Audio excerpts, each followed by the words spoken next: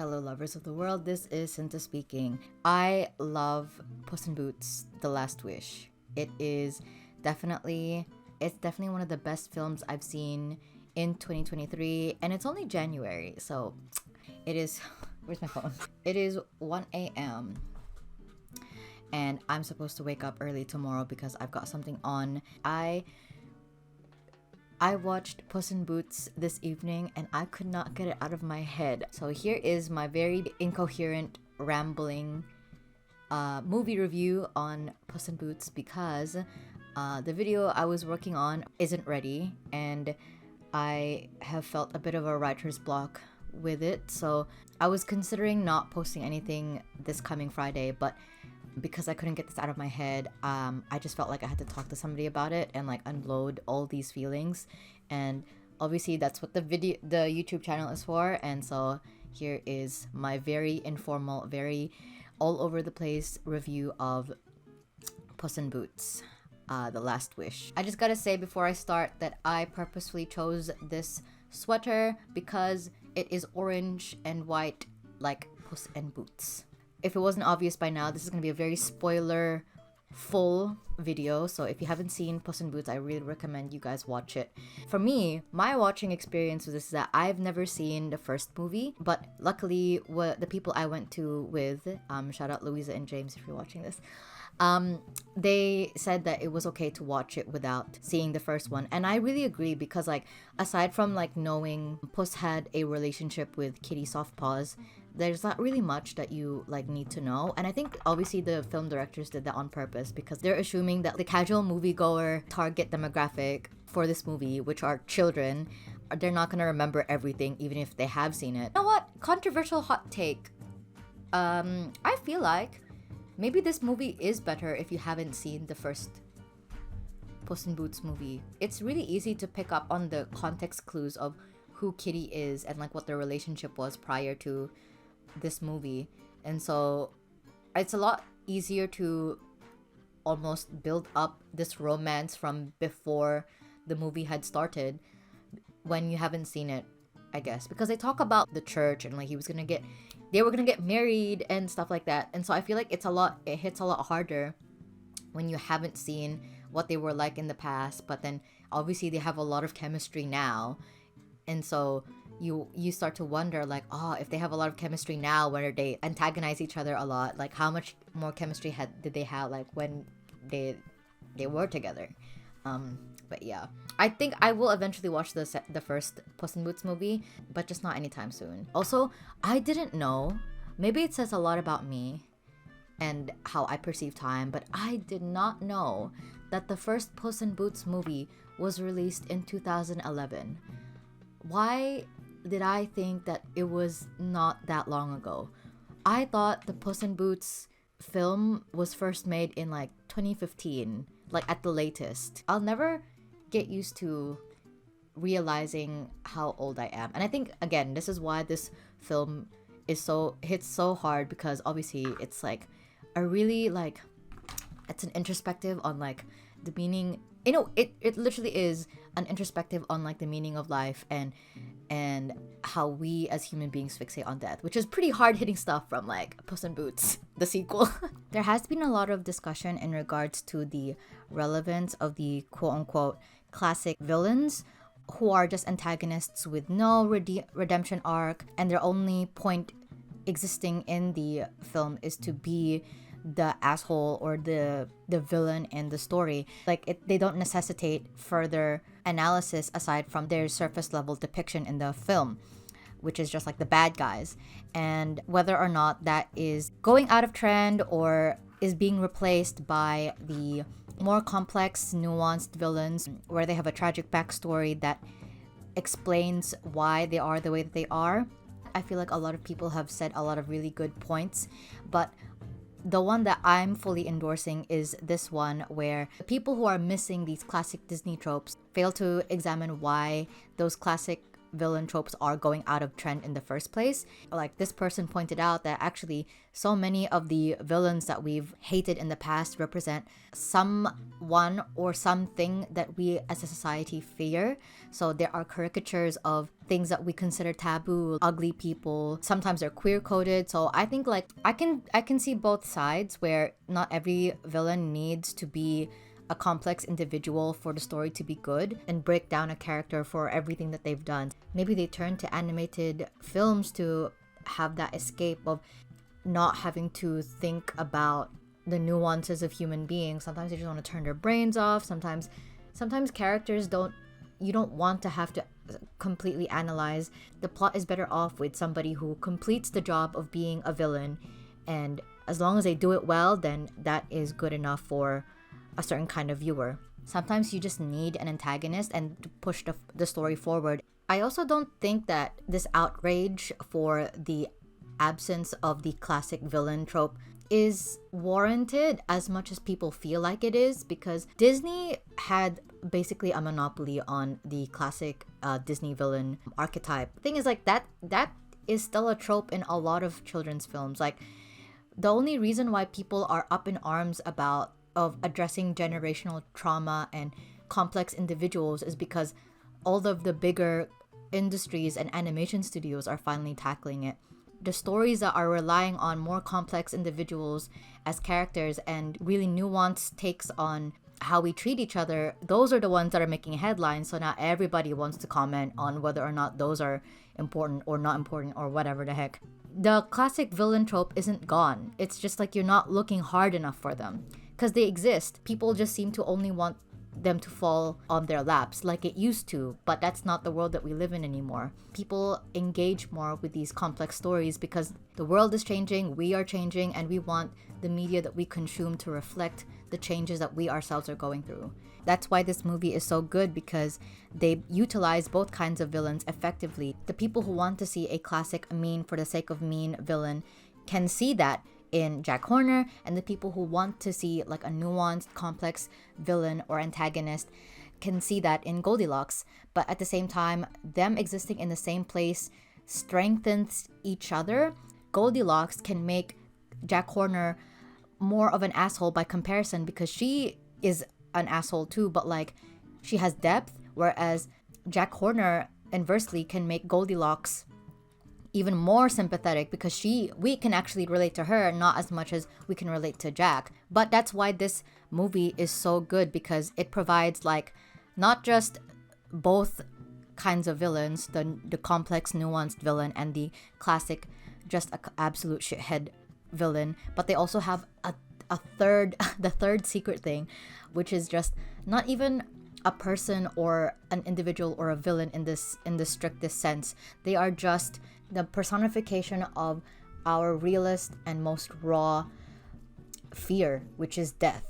I was talking to my friends about this, but like the movie is so chaotic because it's got like 3 antagonists at the same time, and that's the best part. They all have very different goals and motivations, and they don't overlap, but at the same time they do, but at the same time they don't.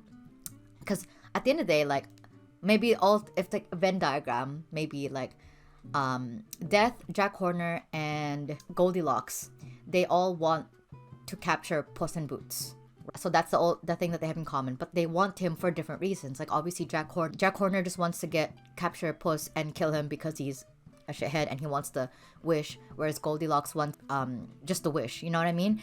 So so when the final shot, like the final showdown of where they were at the star and all different they were on like different corners, but Puss is at the center. It's like all of these different motivations and goals are coming together, and like he's right there. He has the wish, and he is also another. Yeah, good. It was good. The antagonist that I wasn't familiar with was Jack Horner, and I think that was probably like an intentional choice for the film directors to use just like the irredeemable villain. Jack Horner wasn't even a fairy tale. I think they said it in the film themselves. Like Jack Horner wasn't a fairy tale. It was a nursery rhyme. So it was just like a poem, and like It wasn't even one of the more popular ones because like I've never heard of it. I'm sorry, I'm not a kid anymore, so maybe it is really hip with the kids. I'm not sure, but I've personally never heard of Jack Horner. So my argument is that because he is not as well established in our minds, in our collective memory, in the same way that Goldilocks is. That's why it was easy for him to be the villain, because like we don't have any particular attachment to him as a villain. It's like we would I don't care that he is an asshole, and let me tell you, like, he is a good asshole. Like he is good at being an asshole in the movie, because Jack Horner as a villain was the right kind of person to hate. It's really fascinating to see that the movie was up to date enough with movie and film discussion topics and debates that they were able to comment on this discussion point in the film, and they do so by like actively reminding the audience that Jack Horner was irredeemable. They even got like the knockoff Jiminy Cricket conscience ethical bug to say like, oh, you're an irredeemable monster, like there's no way that you can turn back, there's no saving you, because Jack doesn't want to be saved. Jack is just greedy and has a complete disregard for people's lives and well-being. And he himself, Jack, has said himself in the film that he had loving parents, he had a stable childhood, he had financial security, so there was no reason for him to turn out the way that he did. It's not like he was forced to be an asshole, he just chose to be one. And that is ultimately the reason why he is the villain, because that is something, obviously, again, this is a children's film, and they want to instill like values to children that like, if you're greedy and you don't care about people, that's not who you want to be. You would be the bad guy. With Goldie and Death, even though they were technically villains and antagonists, they didn't have Jack's qualities. You know, I feel like that's saying something. Even Death did not have the worst of Jack Horner's qualities, and he's like the main big bad guy. I think that says a lot about both Jack Horner and Death. Like, it makes you want to respect Death more. I think I made this joke to my friend. Like, maybe the real monster was man. You know what I mean? Jack is just like a really entertaining person. I think like that's why people miss the classic villains trope, because they miss seeing just the funny antics that a person who does not care about anything, the antics that and the shenanigans that can cause. The thing is, I didn't see the trailer. I saw so much Death fan art though, so I was like, okay, the main antagonist is probably the big bad wolf for sure, and obviously he is, but like I didn't know that he was Death. It's because I didn't watch the trailer and I didn't see anybody make as much fan art about Jack Horner as I did with Big Bad. I didn't even know that Jack Horner was going to be there, but I also didn't know that Goldilocks and her family were going to be there, and that was the best part for me, to learn that she was going to be there, because I love her character design, I love the way she speaks, I love her personality. She is just like so cool to me. Like I love her character so much. She's so badass, man. Her staff and her like outfit, and like, oh, I love the way her relationship with her bear family as well. Like even before they were building up to it, right? Like she had this relationship with the bears. You can tell that there's a lot of affection. This is such a cute ass family. Like I think that's why like they made her so likable, that it was really easy to redeem her and the bears. Like the bears, they were just like chilling. Once you kind of get a feel for what her internal conflict is, you pretty much know, like obviously if you're an adult, you're like, oh yeah, I've seen this before. Obviously she's gonna choose her family over the wish. But like when it still happened, I was like, man, this is so good. When Perito was like, you really won the orphan lottery, and I'm like, it's alright, you therapy dog. Goldie has the desire and the desperation to feel that she has a place to belong to, because she's insecure about not having a human family. Goldie's motivations are fraught with conflict throughout the film, because there's a tension and an internal conflict if she gets her wish granted that she and we as the audience obviously care about resolving. That's completely different to the selfish and malicious narcissism of Jack Horner, who only wanted power for power's sake. The wolf is like such a great villain. Like it's funny, he breathed life in the Death breathed life into the story, right? Because okay, by the way, I don't want to sound like somebody, but like I was reading through the reviews and like the YouTube comments and everything, and I was quite surprised to find that people didn't know right away that he was Death. I think for me, like I found a clip where him and Puss meet for the first time, and you know, where he is facing the mirror and like Death is right next to him, like shows up immediately. Death has like a hood over him. The fact that Puss and the bartender were just talking about like death and lives, I was like, oh yeah, this hooded figure that appears mysteriously next to him while you're talking about death, that is obviously Death, like personified. I think it's like the hood to me was like a dead giveaway. And then obviously when he pulled out the scythe, I was like, oh yeah, Death the Grim Reaper and stuff. Also, I knew that it's like the big bad wolf, like Red Riding Hood, right? Oh my god, the red eyes. That's probably why. Anyway, it's got red eyes. It's like the big bad wolf from Red Riding Hood. At the same time as I registered that he was a Grim Reaper, I also thought about like the Hound of Death and like how that is like the like a what's the word? Like a sign of death arriving at your door. I only know this stuff because I watched this YouTube channel called Monstrum. I only knew about, or like at least was like, it was easier for me to remember that like, oh, this is probably what they're basing it on. And I just thought that was so smart, man. That was so freaking smart. Oh my god, sorry. Another thing about him being Death with the gold coins in the eyes. So like in Greek mythology or like in other cultures, so like if you die, people will put coins on your eyes so that when you arrive in the underworld, you have something that you can pay Chiron, who is the boatman of the River of Styx, and he can take you to the afterlife. And so there's this thing where it's like people who die who don't have these over their eyes, like they like wander around because they don't have the money to pay the toll. But man, that was such a chilling scene. Like that gimmick he had where he was whistling like every time he arrived, that's such a unique and specific and familiar thing. I swear I know about it, but I'm not sure where.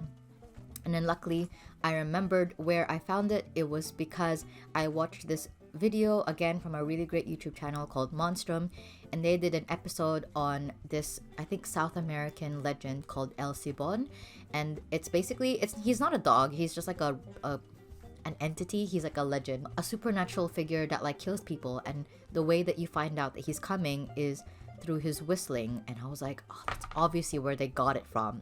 Death as a character is just like a perfect amalgamation of different cultural and social or just like expectations. Like, oh god, I don't know. Okay, Death is not just intimidating, badass, but he has such a magnetic pull, a kind of quiet charisma that contrasts well with, because Puss's charisma is loud, it's braggadocious, it's boastful, and he has to assert himself as something that needs to be feared. He has to constantly prove himself to be something that's feared. I think that says a lot because like obviously his thing is that like he's a soft, cute little kitty, and the joke is that like, oh, he's actually a really suave and capable and dangerous fellow, and that's kind of like the subversion in that. And so of course he's had to feel like he's had to prove himself to be a worthy opponent when he is literally like yay big. Whereas Death has such a commanding presence that steals your attention. He doesn't need to say out loud that you need to fear him. He steps into the room and immediately you're running for your life. I think he made for a perfect antagonist for Puss because he had no respect for life. Like one of the things he says to Death in their first meeting was like, I laugh in the face of death or something. And so much of what Puss was doing throughout his whole like 8 lives was just insulting to Death. And so it was kind of like, I get why Death hates you so much. He even like cemented this feeling at the Cave of Lost Souls. Was it Cave of Lost Souls? The crystal with the crystal cavern, where he's like, I can't believe you had 9 lives and you didn't value any of them. And it was like, that's the thing that Puss needed to understand the most. Like you are so arrogant and so self-centered and selfish, and you just focus on yourself, that you have no respect for like how valuable your life is. When Puss calls him a bounty hunter at the start of the film, I attributed that to Puss still being so caught up in himself that he just assumes that someone who is threatening him is just a bounty hunter, who is someone who is also caught up in him as a legend that they're willing to chase after him for the reward. It's not until much later in the dark forest, confronted with his past selves, that Death chooses to reveal himself. And it's also Puss at his most vulnerable and his most weakest, because now he's faced with all the reasons why he was so scared of in the first place. Puss had like a joy and a thirst for life, but did he have any respect for it? But like, that's such a really unique take. But even like any children media tackling the concept of death and mortality, and how we as humans have to reckon with that mortality, that's not really explored. So like, I think this is just setting a precedent for it. Like, obviously this is done exceptionally well, but it's also because there's just nothing else like it at the moment. Not a lot of children's media really handles the concept of death, and so this is why this is such a breath of fresh air. Obviously to older viewers like us, we are like, this is so well done, this is such a mature thing to see in like children's media, and it's something that kids should learn for sure. And even the whole thing where like, you don't have to fear death, you don't need multiple lives, you just need the one, and you just have to make it count. Like, that's such a really valuable lesson that children should learn. Fear is the best teacher. I remember one of the reviews was like, we really shouldn't think that children can't handle scary things. I think it was Neil Gaiman as well who said the same thing about Coraline, where like, that's the best way that you can teach children that they can do anything and that they can be brave, which is to give them something scary and to teach them that they can survive it. Like a little bit of a lesson on resilience, a lesson on how you can rely on other people to be resilient, and you don't have to be, you can be independent but not selfish. Like Perito kind of just said it best himself, that I really can't like say it in any other way or like add on to, which is that like, sometimes you just only need one life. And I was like, ah. What I really love with Puss's journey throughout the movie is that he had to do it. He had to kind of suffer and like be tormented by this, and like he came out on the other side just like that's the only way that he could have been a better version of himself, is to be like scared shitless. That's why I think Puss in Boots made for such a really good narrative device. I mean, like, that fairy tales in general make for a really good narrative device. And this is not my take, by the way. I saw this on Twitter. Somebody was talking about how fairy tales make for really good narrative plot devices, or like plot structures, because we as a society have like an expectation of how the story is already gonna go. And so whenever you retell that story, I guess, like when you try to modernize it, or like you try to restructure or do something different with it, it's like playing with your expectation of that fairy tale, because the fairy tale isn't just about the story itself. It's like a representation of societal ideals. Especially with fairy tales, they are, first and foremost, they had originated as cautionary tales. So using Puss in Boots, the original story for that one was that he was a resourceful cat who rose to like his status because of his cleverness and quick thinking and like bravery. Turn that on its head and be like, what does it mean to be clever, brave, and resourceful and stuff like that. Again, going back to this idea of like teaching children what good traits are, I guess. Like, you can be confident and suave and aware of your talents and abilities and skills like Puss, but you can also do it in a way that isn't arrogant and selfish, and still care for other people. And you can be an independent person, you can be brave, but like, again, you can still rely on your friends when you need them. And also, it highlighted the importance of not just relying on other people, but the ability to be relied on yourself. Obviously, that's the whole thing with him and Kitty, is that like, she couldn't trust him. Like, he kept letting her down, and he needed to learn that just as important it was for him to be able to lean on other people needed to be able to lean on to him. I really love this trope of like wholesome characters that are kind to people and to themselves. And I think Perito was like the perfect therapy dog. Like, he was able to console like Goldie and Kitty, obviously Puss. I thought like the end would be like the dog is talking to death, because I thought it was such an interesting contrast that like Perito, which is like a really small baby ball of sunshine, an ally and a friend to Puss, whereas Death is like a wolf, and he's like his biggest, like Puss's biggest fear. And they're both dogs, but they're like, I was like, oh, then maybe they talk. I thought it would be cute, but like I like that Puss handled his showdown with death alone. Like it really like reflected the kind of growth that he needed. Great ass freaking movie. Great ass freaking movie. Okay, that's it. That is it. Enough talking. Enough talking. I have to go to sleep. Thank you so much for watching this video. If you've made it to the end, thank you for bearing with my incoherent thoughts. I didn't even write any notes. I literally just talked off the cuff, so this will be fun to edit. Comment down below what was your favorite scenes, like what was your favorite parts, like maybe if there was something I talked about in the movie that you agreed with, let me know. And if there were any other Easter eggs that you saw at yourself, comment down below if I haven't mentioned them yet. I'll probably find more as I continuously read up on other reviews and other people's experiences, but it'll be cool to hear what you guys think as well.